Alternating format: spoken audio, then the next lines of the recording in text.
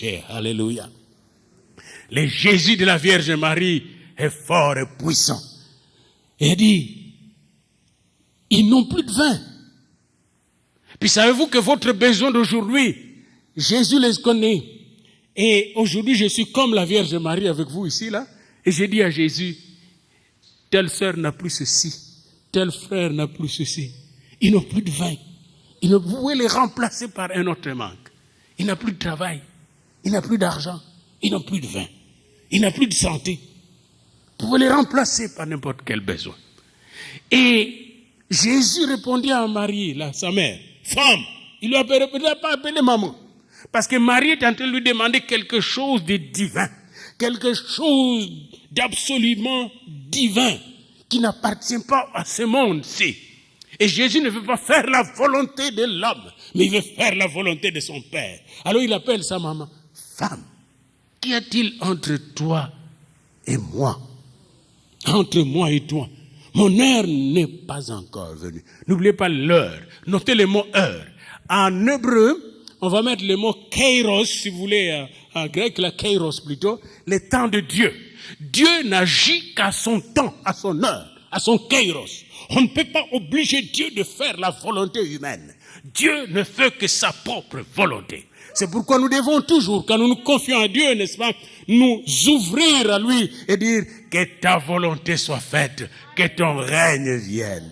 C'est là qu'il a amené sa mère, n'est-ce pas? Il a dit, qu'y a-t-il entre moi et toi? Mon heure n'est pas encore venue. Oh Seigneur Jésus, que ton heure arrive. Amen. Que ton règne vienne. Que ta volonté soit faite. Alléluia. Que ta volonté soit faite sur mon frère, ma soeur, qui nous suit au YouTube et au Facebook. Sa mère dit au serviteur, voyez-vous, Jésus lui a dit, qu'y a-t-il entre toi et moi? Mon heure n'est pas venue. La mère, au lieu de suivre Jésus, marche par la foi. Elle se tourne aux gens, aux serviteurs, et leur dit, faites ce qu'il vous dira. Voulez-vous avoir le miracle de Jésus? Faites ce que Jésus vous dira. Amen. Les enfants, voulez-vous avoir des miracles même dans vos études? Faites ce que Jésus vous dira. Voulez-vous avoir des petits miracles pendant que vous êtes en congé, en vacances à la maison? Faites ce que Jésus vous dira. Amen.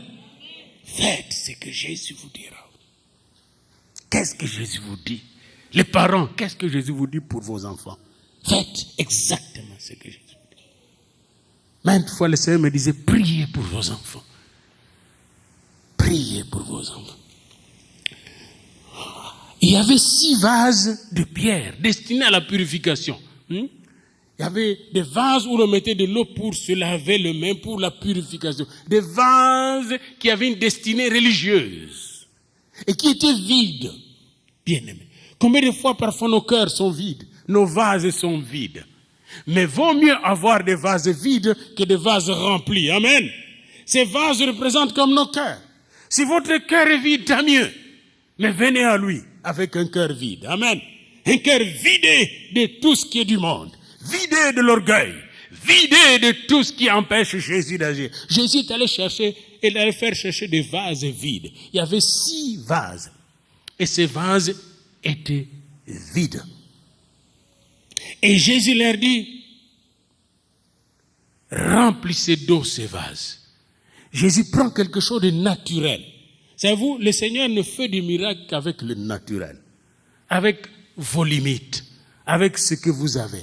Il dit, remplissez-les d'eau.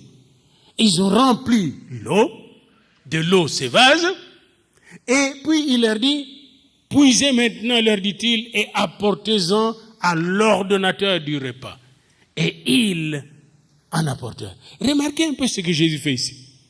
Savez-vous aussi, il était orgueilleux, comme les magiciens là, quand ils font leur magie là, leur miracle là, qu'est-ce qu'ils font?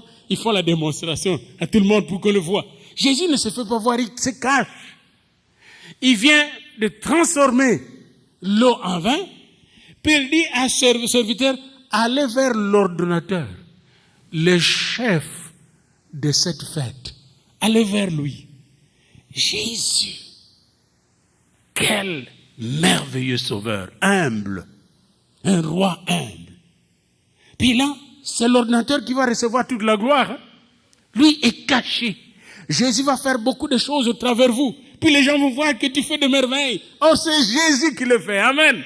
C'est Jésus, il est caché en vous. Il est caché dans votre maison. Il est caché dans votre vie. Il est caché dans son église. Mais il est présent, omniprésent. Amen.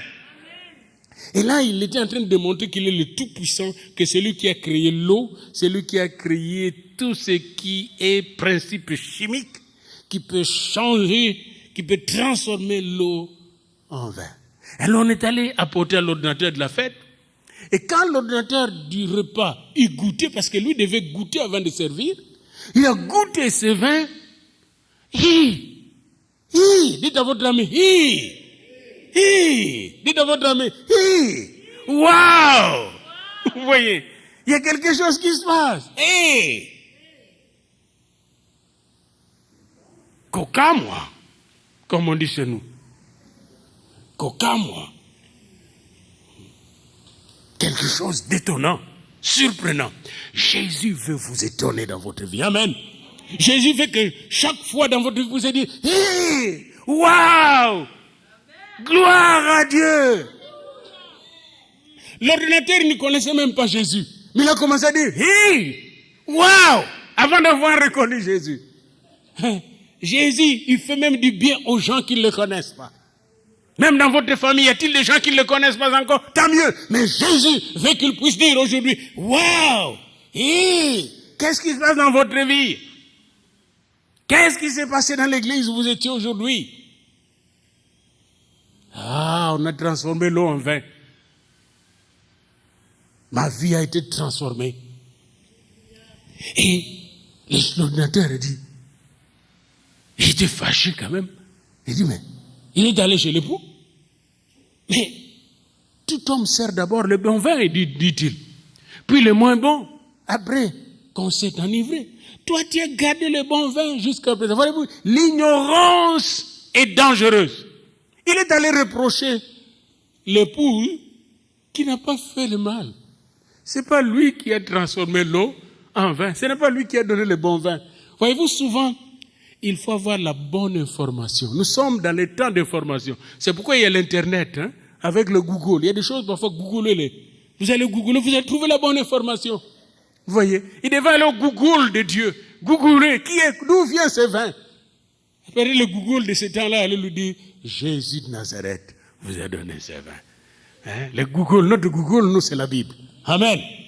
Ici, on Google. Bien-aimé dans le Seigneur. Beaucoup de miracles qui arrivent dans votre vie, vous ne savez même pas qui le fait. Savez-vous, lui, il ne savait pas. Et beaucoup d'entre nous ne savent pas pourquoi ils sont là où ils sont aujourd'hui, à cette heure. Mais moi, laissez-moi vous dire une chose. Jésus vous a amené ici pour que nous puissions partager ce message qui dit que Jésus va faire de merveilles dans votre vie. Amen. Hallelujah. Et là, on a servi les gens avec ces bons vins. Et la Bible nous dit, tel fut à Cana, à Galilée, le premier miracle. Il manifesta sa gloire et ses disciples crurent en lui. Et là, nous avons la définition des miracles. Le but des miracles, l'objectif des miracles, c'est manifester la gloire de Dieu pour que nous, ses disciples, nous puissions davantage croire en lui. Amen. Parce que ces disciples, ils ont vu, waouh, on a bien fait de croire en lui. Bien-aimé, est-ce que vous êtes limité dans votre vie? Est-ce que vous avez de besoins dans votre vie? Parce que la fête allait être gâchée. Et peut-être dans notre vie, la fête est souvent gâchée parce que nous sommes limités. Mais il y a quelqu'un dans votre vie qui n'est pas limité. Amen. Il y a quelqu'un dans votre vie qui n'est pas limité. Il y a quelqu'un qui peut changer l'eau en vin, qui peut changer la catastrophe en bénédiction. Amen. Il y a quelqu'un qui a pris toutes vos malédictions à la croix et qui vous a donné toutes les bénédictions spirituelles dans les lieux célestes. C'est quelqu'un s'appelle Jésus. Et en faisant ces miracles, il a démontré qu'il est le Tout-Puissant. Parce que moi, je ne peux pas changer l'eau en vin. Est-ce qu'il y a quelqu'un ici qui peut changer l'eau en vin? Moi, je ne peux pas. Mais Jésus peut le changer. Amen. Donc, il est le Tout-Puissant. Donc, il était... Même les chimistes, s'il y avait des chimistes là, ils allaient dire, comment tu as fait? Puis Jésus allait leur expliquer comment il a fait. Il a juste parlé. Qu'est-ce qu'il a dit? Versez l'eau. Puis après, puisez. C'est tout ce qu'il a dit. Tout ce qu'il a dit. Versez, puisez. Puis Jésus peut-être vous dit seulement une chose aujourd'hui. Versez. Versez vos doutes. Versez vos peines. Versez dans le vase de Jésus. Amen. Versez vos peines. Versez vos doutes. Versez vos maladies. Versez. Et puis vous allez puiser la santé. Vous allez puiser la bénédiction. Vous allez puiser le miracle de Jésus. Alléluia. Telle est la parole de Jésus aujourd'hui. Oh Seigneur, maintenant nous venons. Nous venons devant toi pour te présenter nos vases vides. Nous venons devant toi, Seigneur, te présenter nos cœurs vides. Nous venons te présenter nos maisons vides. Oh Seigneur, tu vois ces maisons, ces vases, ces cœurs, ces corps meurtris, maganés, ces corps malades comme le corps de notre sœur Annie. Tu vois, Seigneur, le corps de notre fils David. Tu nous vois, Seigneur. Tu vois le corps de ces gens qui nous suivent ici maintenant.